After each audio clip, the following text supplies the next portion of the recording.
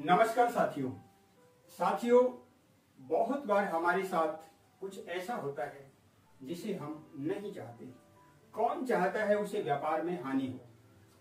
सफलता की कोशिश करते रहने के बावजूद भी कौन चाहता है उसे असफल होना पड़े?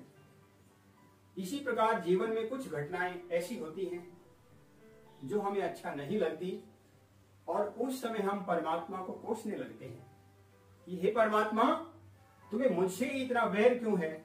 मेरे साथ ही तू ऐसा क्यों करता है? परंतु दोस्तों, सच मानिए, परमात्मा की सृष्टि में कभी किसी के साथ कुछ गलत नहीं होता। यह अस्तित्व जब कुछ देता है तो हमें समझ में नहीं आता। उसका देने का अपना एक तरीका होता है। एक बार देवर्षि नारद पृथ्वी भ्रमण कर रहे थे। घूमते घूमते देवर्षि नारद क्या देखते हैं कि एक झोपड़ी में एक बुढ़िया अपनी 3 बेटियों के साथ रह रही है।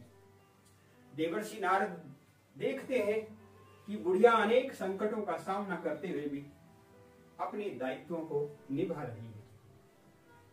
देवर्षि नारद को दुख भी होता है कि इतने बुढ़ापे में बुढ़िया को काम करना पड़ रहा है, और एक तरफ देवर्षि नारद खुश भी होते हैं कि इतनी उम्र होने के बावजूद भी बुढ़िया हिम्मत नहीं हार रही। देवर्षि नारद आगे चले जाते हैं। घूमते घूमते लगभग 2 महीने बाद देवर्षि नारद वहीं से गुजरते हैं और देखते हैं कि बुढ़िया वहां नहीं है। पूछने पर पता चला कि बुढ़िया मर गई और तीनों लड़कियां अनाथ हो गई। देवर्षि नारद को परमात्मा पर बड़ा गुस्सा आता है कि 3 लड़कियों का एक सहारा बुढ़िया, जो इनकी जरूरतों को पूरा कर रही थी, जिनकी छाया इनके सिर पर थी, और वह भी परमात्मा ने छीन लिया। देवर्षि नारद इसकी शिकायत लेकर भगवान के पास जाते हैं और भगवान से कहते हैं कि तुमने उस बुढ़िया के साथ ऐसा क्यों किया? उन तीनों लड़कियों का वह एकमात्र सहारा थी।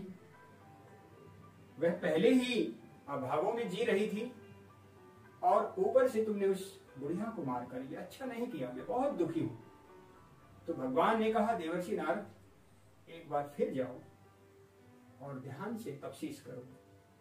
देवर्षि नारद वहां पुणे जाते हैं और देखते हैं कि उस झोपड़ी में वे लड़कियां भी नहीं है। देवर्षि नारद दाएं बाएं से पूछते हैं कि इस झोपड़ी में एक बुढ़िया रहती थी जिसका देहांत हो गया था, उसकी 3 लड़कियां थी, वे कहां गई? तो लोगों ने बताया, अपनी मां का देहांत होने के बाद जब वे तीनों एक दिन रो रही थी कि राजमाता का यहां से गुजरना होता है, जब उन्होंने तीनों लड़कियों को रोते हुए देखा तो वे अपने रथ से उतरी और तीनों लड़कियों के पास जाकर उनसे रोने का कारण पूछा। जब राजमाता को यह पता चला कि तीनों लड़कियां अब अनाथ हो गई, क्योंकि इनकी मां जो बहुत बूढ़ी थी वह भी उस दुनिया से चली गई, तो राजमाता उन तीनों बेटियों को अपनी बेटी बनाकर अपने राजमहल में ले जाती है और राजमहल में उन तीनों लड़कियों की परवरिश राजकुमारियों की तरह होती है। जब देवर्षि नारद को यह पता चला, देवर्षि नारद राजमहल गए और जब देवर्षि नारद ने अपनी आंखों से उन लड़कियों को खुश देखा, चहकते हुए देखा, राजकुमारियों के लिबास में देखा, तो देवर्षि नारद की भगवान के प्रति यह शिकायत स्वयं दूर हो गई। दोस्तों, परमात्मा की सृष्टि में कभी किसी के साथ कुछ गलत नहीं होता।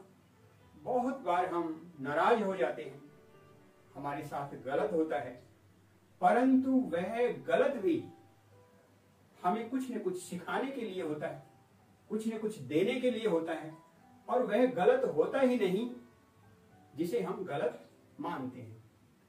दोस्तों, कहानी कैसी लगी कमेंट बॉक्स में लिखकर मुझे जरूर बताएं और इसे अधिकाधिक शेयर करें।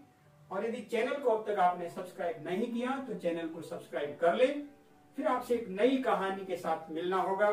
तब तक के लिए नमस्कार, जय हिंद, जय भारत।